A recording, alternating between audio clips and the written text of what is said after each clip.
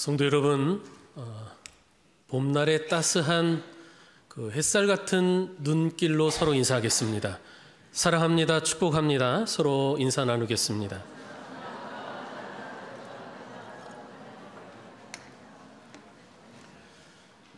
이 시간에 우리 주님의 크신 은총이 여러분에게 충만하시기를 축원합니다. 어느 수도원장이 많은 제자 중에서 유독 한 제자를 총애했습니다. 다른 제자들보다 인물도 못하고 실력도 떨어지는데 다른 제자들이 볼 때 왜 우리 원장님이 그를 총애할까 이해할 수가 없었어요. 다른 제자 몇이 어느 날 원장을 찾아와서 원장이 그 제자를 총애하는 이유를 물었습니다. 그러자 이유를 알고 싶다면 자신이 내주는 과제 하나를 해야 한다는 거예요. 수도원장은 제자들을 소집하여 살아있는 새 한 마리씩 나누어 주었답니다. 그리고 해 지기 전까지 각자 새를 죽여서 그 시체를 가져오라 과제를 주었습니다. 단 조건이 있는데 절대로 아무도 보지 못하는 데서, 아무도 보지 않는 데서 새를 죽여야 한다라는 것이었습니다. 해질녘 제자들이 저마다 죽은 새를 하나씩 들고 왔지요. 그런데 그 수도원장이 총애하는 그 제자는 한참 늦게서야 왔는데 그의 손에는 여전히 살아있는 새가 들려져 있었습니다. 수도원장은 그에게 과제를 해오지 못한 이유를 물었습니다. 그러자 그의 대답은 이랬습니다. 아무도 보지 않는 데서 새를 죽여야 한다고 하셨는데 아무리 사람이 없는 곳에 가봐도 하나님이 보고 계신 것 같아서 새를 죽일 수 없었습니다. 라고요. 수도원장은 다른 제자들에게 말했죠. 이제 이유를 알겠느냐? 라고 말이죠. 성도 여러분, 하나님은 언제나 어디서나 우리를 보고 계십니다. 그런데 우리는 그 사실을 의식하지 못하고 살 때가 너무 많지요. 우리의 하나님에 대한 의식은 매우 제한적이라는 것을 우리가 알게 됩니다. 예배당에서 예배하는 시간에는 하나님을 의식하더라도 그 외의 시간이나 장소에서는 하나님을 전혀 의식하지 않고 살아가는 경우가 많지 않습니까? 우리가 어떤 일 그리고 어떤 활동을 하느냐에 따라 달라지는 경우도 있는데 우리가 누군가와 신앙적인 이야기를 하거나 또 성경을 읽고 묵상할 때나 그리고 기도를 할 때 그때는 우리는 하나님을 의식할 것입니다. 그러다가도 우리가 어떤 세상 일이나 또 어떤 활동에 몰두하면서는 하나님을 전혀 의식하지 못한 채 시간을 보내는 경우도 많을 것입니다. 즉 우리의 의식이 어디에 묶여 있느냐, 우리의 의식이 무엇을 향해 있느냐에 따라서 우리는 하나님을 의식하기도 하고 또 하나님을 의식하지 못한 채 살아가기도 합니다. 여러분은 예배뿐 아니라 여러분의 일상에서도 하나님을 의식하면서 살아가는 그 시간이 많습니까? 아니면 대부분의 시간을 그런 생각 없이 그런 의식 없이 살고 있는 것은 아닙니까? 이렇게 우리는 하나님을 의식하기도 하고 의식하지 못한 채 살아가기도 합니다. 그러니까 우리의 삶 속에는, 우리의 역사 속에는 하나님이 잊혀졌던 시간들이 분명히 존재하는 거죠. 하지만 하나님에겐 우리가 잊혀진 시간이 존재하지 않습니다. 하나님께는 우리 하나하나가 잊혀지는 일이 단 한순간도 절대로 일어나지 않는 것입니다. 하나님의 의식은 늘 깨어 있는 거죠. 우리는 우리가 의식이 깨어 있다 하지만은 사실 우리 삶의 많은 부분은 그냥 무의식적으로, 달리 말하면 기계적으로 습관에 의존해서 살아가는 경우가 많습니다. 그러나 우리를 향한 하나님의 의식은 늘 깨어 있습니다. 하나님을 의식하지 못한 채 살아가는 시간이 우리에게는 많이 존재하지만 우리가 의식되지 않는 시간이 하나님에겐 존재하지 않는 것이죠.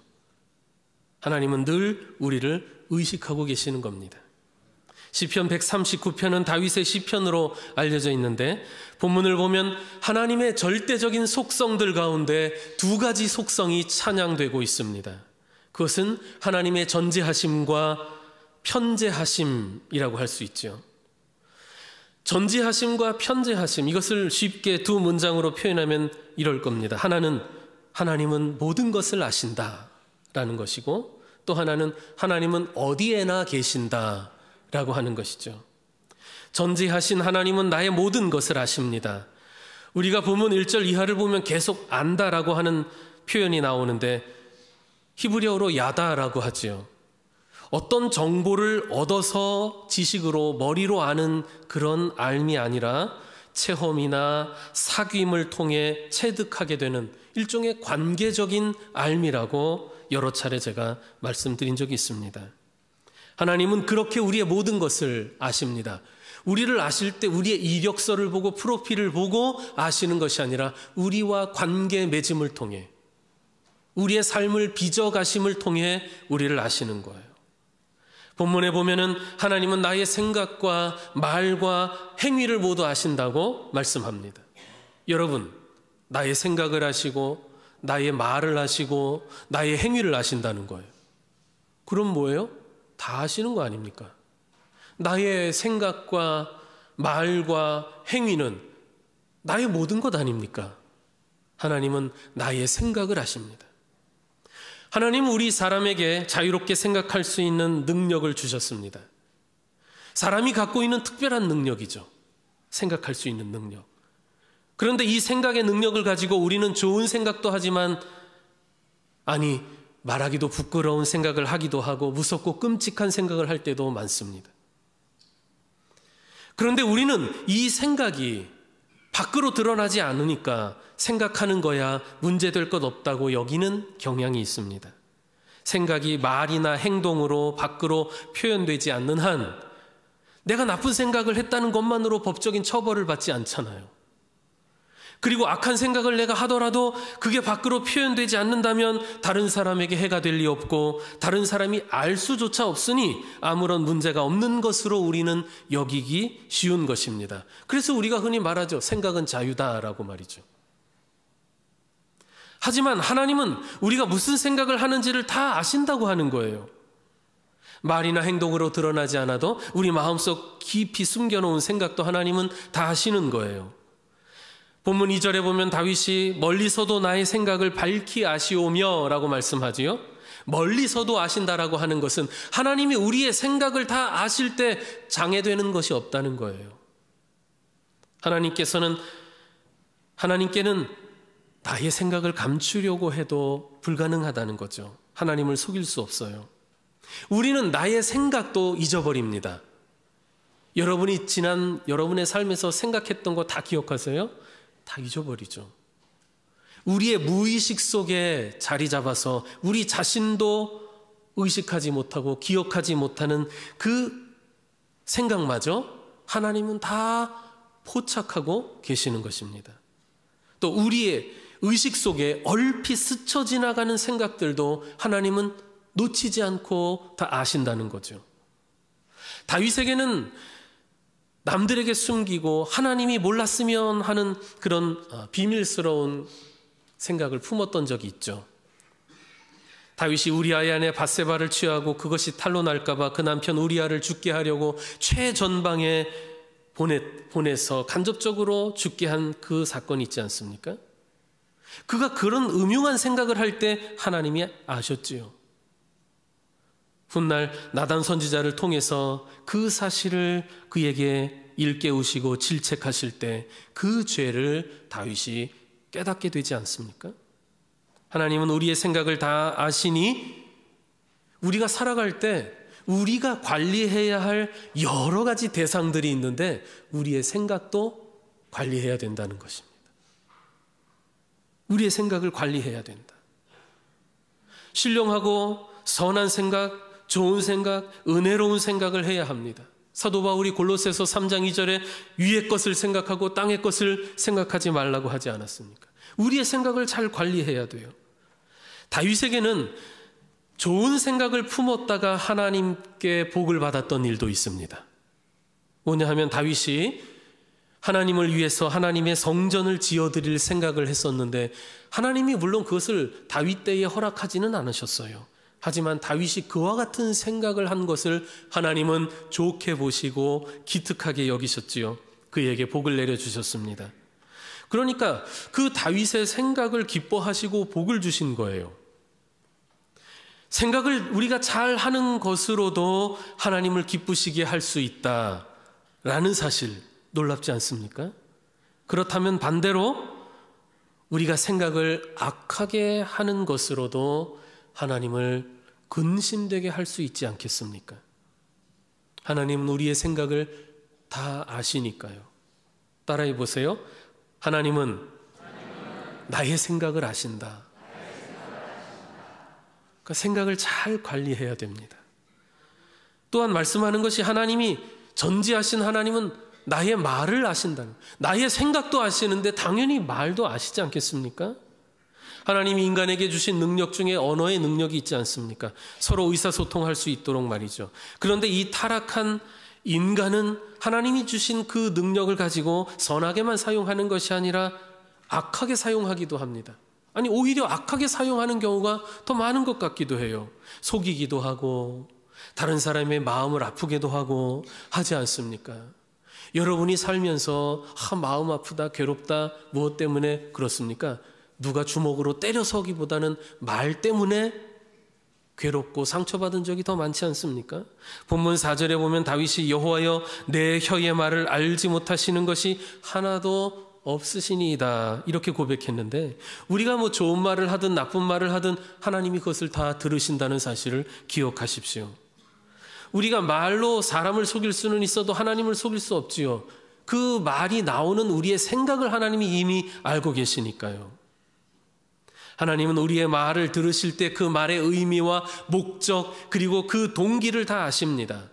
그러므로 여러분, 우리 사람이 입으로 죄를 짓기 쉬운데 우리의 이 혀와 입술을 잘 관리해야 되겠죠. 경건한 이사야가 하나님께 소명을 받는 장면이 나옵니다. 이사야 6장이지요. 그가 하나님께 소명을 받을 때 그가 제일 먼저 이야기한 것이 나의 이 부정한 입술이 문제구나, 그것을 고백합니다.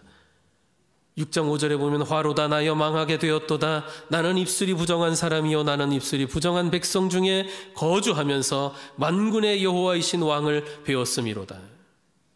이사야가 선지자로 소명받는 그 자리에서 나온 첫 고백이 바로 내 언어의 문제, 내 말의 문제였던 거예요. 거룩하신 하나님을 배웁기에는 나는 더러운 자인데 무엇보다 내 입술이 더럽다라는 거예요. 내 혀가. 그런데 이게 이사야만의 문제냐? 아니죠. 우리 모두의 문제입니다. 그래서 야고보서 3장 2절에 말씀하기를 다 같이 읽어보겠습니다. 시작.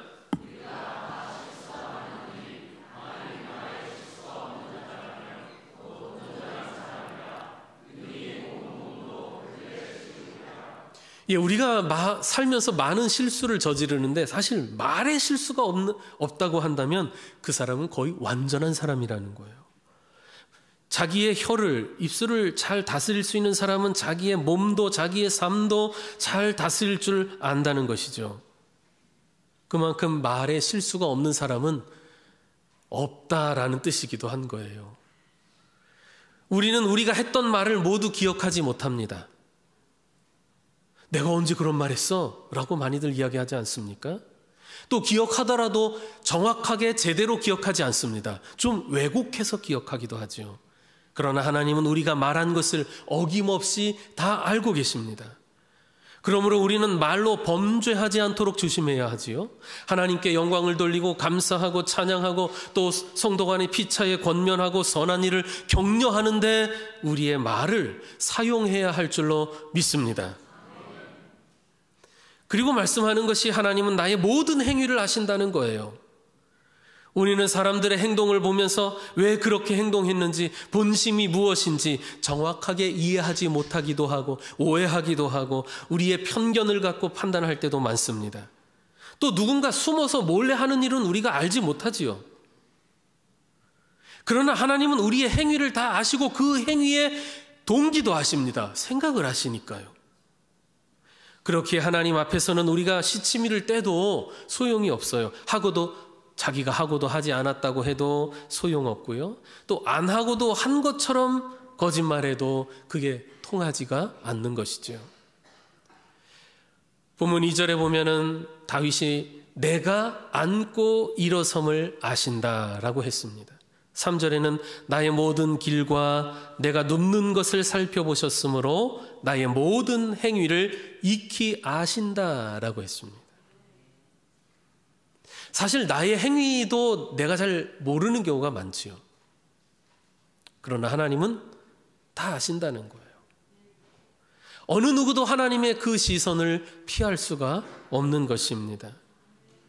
그러므로 사람이 아무도 보지 않는다고 해서 함부로 행동하거나 죄를 짓거나 하면 안 되지요. 누가 보고 계셔요? 하나님이 보고 계셔요. 따라해 봅니다. 하나님이 나를 보고 계신다. 아니, 하나님이 이렇게 많은 사람들, 세상 이렇게 많은 사람들 보고 계실 때 어떻게 다 보고 계셔요? 나는 안 보시지 않을까? 그게 안 통해요. 전지하시다라고 하는 의미가 그거예요. 동시에 모든 사람의 행위를 하나님은 다 포착하신다는 거죠. 절대로 놓치지 않으신다. 이처럼 하나님은 우리의 모든 생각과 말과 행위를 아십니다. 우리 자신보다도 우리에 대해 더 잘 알고 계시죠. 그런 사실에 대해서 예수님께서 마태복음 10장 30절에 말씀하시기를 우리의 머리털까지 세신 바 되었다. 그렇게 말씀하지 않습니까? 여러분들 오늘 교회 오실 때 머리 빗고 오셨지만 내 머리카락이 몇 올일까 아는 사람 없지요. 하나님은 다 아신다는 거예요. 전지하신 하나님에 이어서 오늘 본문이 또 말씀하는 하나님의 절대적인 속성 하나는 편재하신다라는 거예요. 모든 곳에 계신다. 하나님은 시간과 공간을 초월해서 언제 어디서나 존재하십니다. 사람은 시간의 제약을 받습니다. 또 사람은 공간의 제한을 받습니다. 물질로 이루어진 것은 동시에 두 장소에 있을 수가 없습니다. 공간의 제약을 받죠. 그러나 하나님은, 영이신 하나님은 어디에나 계실 수 있다라는 거예요. 시간과 공간을 초월해서 편재하신다. 본문 8절에 보십시오. 내가 하늘에 올라갈지라도 거기 계시며 스올에 내 자리를 펼지라도 거기 계시니이다. 이렇게 말씀하고 있는데 하늘 꼭대기에 올라가도 여기 계시네. 저 땅속 깊이 내려가도 하나님이 여기에도 계시는구나. 다윗의 고백입니다. 그리고 9절과 10절에도 보면 내가 새벽 날개를 치며 바다 끝에 가서 거주할지라도 거기서도 주의 손이 나를 인도하시며 주의 오른손이 나를 붙드시리이다.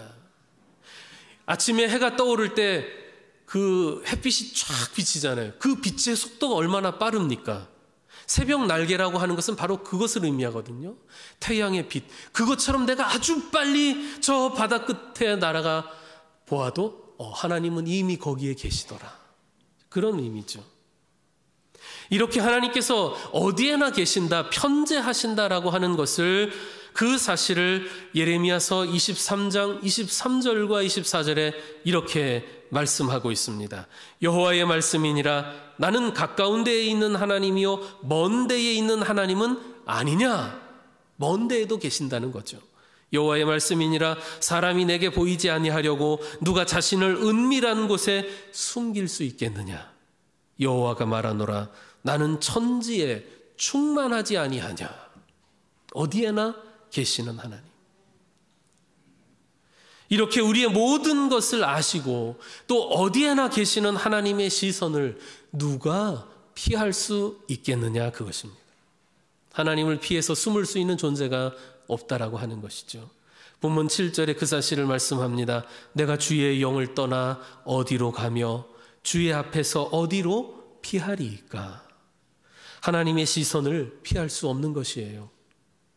그러면 여러분 한번 생각해 보십시오. 여러분에게 묻고 싶습니다. 이렇게 하나님은 나의 모든 것을 아시고 또 내가 가는 어디에나 계신다. 항상 나를 아시고 항상 어디에나 계신다라고 하는 이 사실이 여러분에게 두려움과 불편함을 줍니까? 아니면 행복감과 안정감을 줍니까?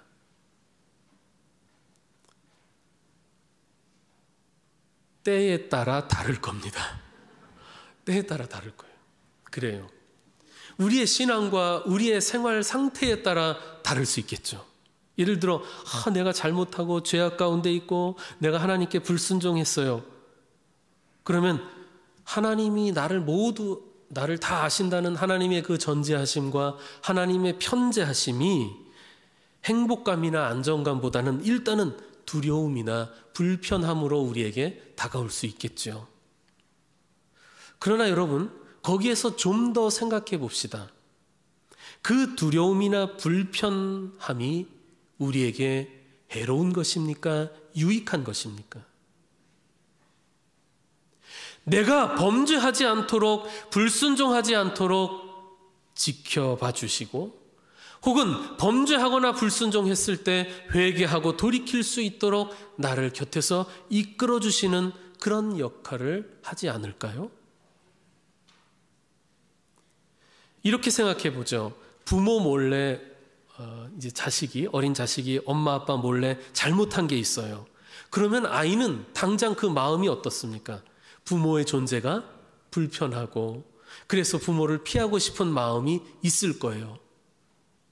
마치 아담이 하나님의 시선을 피해 숨고자 했던 것처럼 말이죠. 그러나 생각해 보세요. 부모가 있기 때문에 잘못하지 않으려고 조심할 수 있고 또 잘못을 줄일 수 있고 잘못한 후에도 돌이킬 수 있는 것이죠.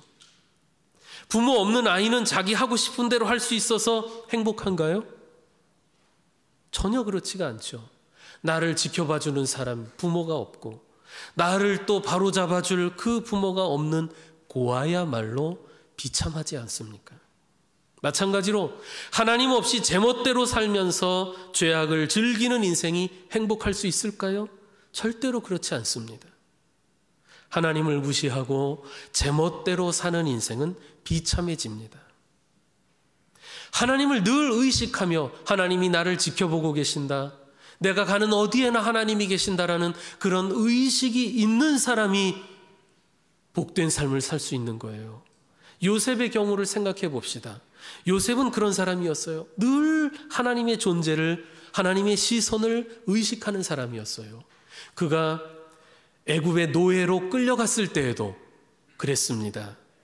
그가 보디발의 가정총무로 있을 때 그 보디발의 아내가 요셉을 마음에 두고 추파를 던지고 본격적으로 유혹을 한 적이 있었죠. 여러분 성경에 나오잖아요. 그때 요셉이 어떻게 했어요? 그 유혹을 뿌리치고, 붙잡는 그 여인의 유혹을 뿌리치고 옷이 찢어질 정도로 말이죠. 그 자리를 피했어요. 근데 성경을 잘 보면 그가 그렇게 유혹을 뿌리칠 수 있었던 것이 그가 하나님을 의식하고 있었기 때문입니다. 창세기 39장 9절에 보면 요셉이 이런 말을 하는 장면이 나와요. 내가 어찌 이 큰 악을 행하여 하나님께 죄를 지으리까. 남들은 보지 않습니다. 당신과 나만 있으니까 아무 문제 없을 거라 생각하지 않는 거예요. 하나님이 보고 계시는데 내가 어떻게 이런 죄를 짓겠습니까? 그가 하나님을 의식함으로써 하나님의 존재와 하나님의 시선을 의식하면서 살았기 때문에 범죄의 유혹을 물리칠 수 있었고, 그가 그 애굽에서의 그 고난의 삶을 통해서도 성결하고 충성스러운 하나님의 사람이 될 수 있었던 것입니다. 그와 같은 요셉을 하나님이 기뻐하시고 그를 형통하게 하시지 않았습니까? 나를 지켜보시고 내가 가는 곳 어디에나 계시는 하나님 때문에 우리는 인생이 가야 할 바른 길을 갈 수 있습니다. 잘못된 길에 유혹을 뿌리칠 수 있고, 혹시 잘못해서 다른 길로 빠졌다가도 곧 깨닫고 회개하여 돌이킬 수 있습니다. 나를 사랑하시는 하나님이 나의 모든 것을 아시고 어디에서든지 붙잡아 주시기 때문입니다. 성도가 삶의 위기를 만나 세상에서 그 어떤 도움도 받을 수 없고 누구 하나 내 마음 알아주는 사람 없는 그런 상황에 처했을 때도 누가 나의 생각을 아십니까? 누가 나의 마음을 알아주십니까? 하나님이 아신다는 거예요. 또 하나님이 함께 하신다는 거예요. 나를 붙드시고 도와주십니다. 본문 10절에 보십시오. 거기서도 주의 손이 나를 인도하시며 주의 오른손이 나를 붙드시리이다. 하나님이 항상 나를 지켜보고 계시다가 여차하면, 나에게 어떤 문제가 생기면 나의 삶에 개입해 주셔서 나를 붙들어 주시고 도와주시는 것입니다. 그러므로 하나님의 전제하심과 편제하심은 우리 성도들에게 큰 위로이자 도움이요 구원의 소망인 것입니다. 성경에 나오는 믿음의 사람들의 삶이 바로 그것을 증명해 주지 않습니까? 아브라함과 이삭, 야곱, 요셉의 삶이 그랬고, 모세와 여호수아, 그리고 사사들, 사무엘과 다윗 선지자들의 삶이 그랬어요. 다니엘이 사자굴에 들어갔을 때, 그리고 다니엘의 세 친구가 풀무불에 던져졌을 때를 생각해 보십시오. 누가 함께하고 계셨습니까? 하나님이 그들과 함께하고 계셨어요. 하나님이 그들을 주목하고 계시다가 그들의 위기 속에서 그들이 털끝 하나 다치지 않도록 그들을 도와주시고 인도해 주시지 않았습니까? 하나님이 나의 모든 것을 아시고 나와 함께 하신다, 어디에나 계신다라고 하는 것은 우리에게 큰 소망이요, 위로요, 도움인 줄 믿습니다. 어떤 아이가 친구 생일 잔치에 초대를 받았어요. 그런데 그날 하필이면 심한 눈보라가 몰아쳐서 앞이 보이지 않을 정도였습니다. 너무 위험한 것 같아서 아버지가 말리는 거예요. 얘야 가지 마라. 지금 날씨가 험악하다. 가면 큰일 날 수 있어. 근데 아이는 막 울면서 졸라댑니다. 가야 돼. 졸라대는 통에 결국 아버지가 허락합니다.